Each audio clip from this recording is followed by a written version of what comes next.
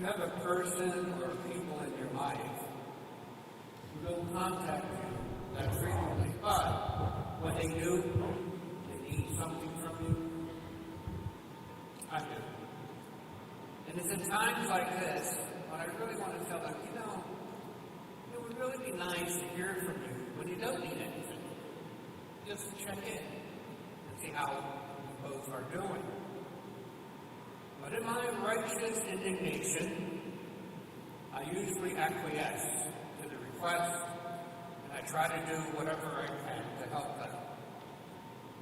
When I read today's gospel about Jesus telling the Israelites they're after him only because of the food that he gave them, I totally identified with that experience.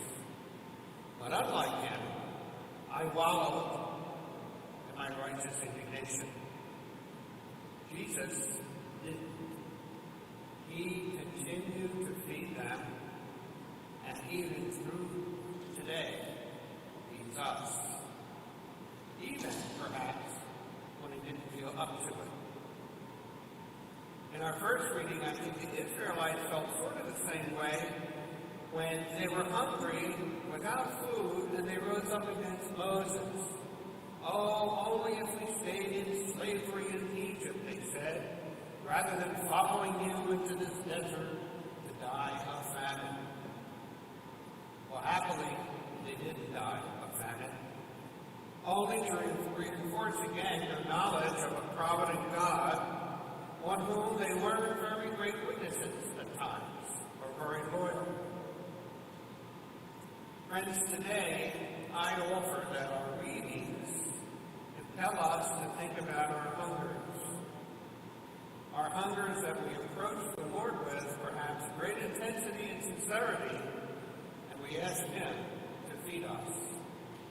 And yet, even when we might feel that the Lord is there to meet our hunger needs, we're urged today to hang in there and to keep asking. Keep asking with a heart that's filled with hope, even when we don't see any specific ways in our everyday experiences where the Lord could possibly feed us. I myself learned a lesson about the Lord's fidelity in feeding us this past June 9th. Previous to that, I had learned of a mom whose name is Shannon Manning, whose 17-year-old daughter wanted to trans into a male. The mother of Shannon had asked me, Father, has the Abbey ever done anything with trans people? I replied that I don't ever remember anything. So she explained to me the plight of her daughter Shannon, who was now the mom of a trans young man, and the various issues and challenges that Shannon was going through as a mom who tried to feed her child with the love that the child deserves from her mom and his mom. And so I went down to Dominic and Prior John Zagarella, and I asked them what they thought. And I said, do you think we should invite Shannon to come here into the Abbey for Mass on Sunday and just share with us her experiences? They both agreed happily. And we decided to invite Shannon to come and be with us in a group of compassionate listening. We weren't advocating or discussing the trans issues from a moral, political, or sociological perspective. No, we were simply going to invite anyone who did come to compassionately listen to one mom's plight as she navigated through these waters she never, ever thought that she would have to go through. You who are regulars here in the Elster, you might remember that previous to the 9th of June, we announced that Shannon was coming, and we invited you to come to the presentation and coffee and pastry after Mass on June 9th. We asked for people to pre-register by calling in. 15 of you did, but 45 of you showed up, which I thought was a very good sign. And without going into all of the initiatives that Shannon talked about that day, I just want to share with you one message that I learned, and it was a brand new message. What was it about? It was about love. It was about being fed by the Lord for a hunger which Shannon, in her life as a mom, thought she would never have to experience. At one point in her presentation, Shannon described how this, at one time, little girl at 3 or 4 years old, her firstborn, was such a thrill for her. How she would go on mommy with daughter lunches.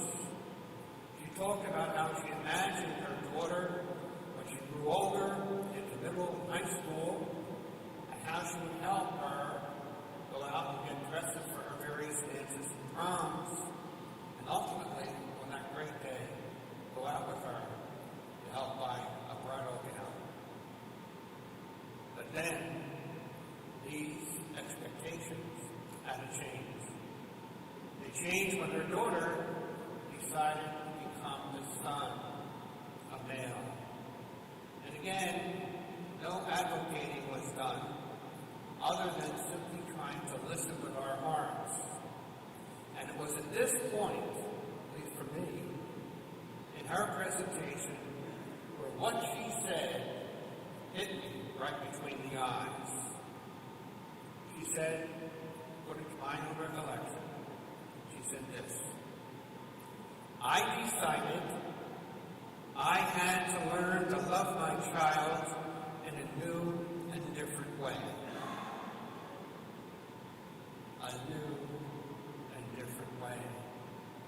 So how, I wondered, did the Lord teach Shannon as a mom to love her child in this new and different way? Well, to me, it brought up all those nice sayings in the Gospels and other places about love.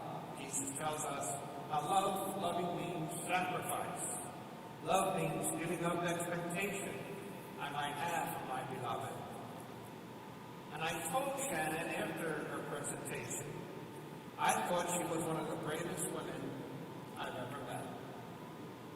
Can you imagine all the wonderful expectations of a loving mom she had to give up to love her child in a new and different way?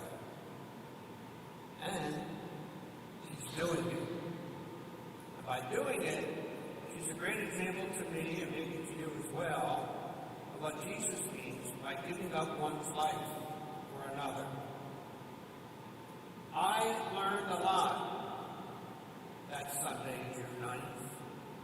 I learned that the food that Jesus gives is not to satisfy just hunger that we presently have.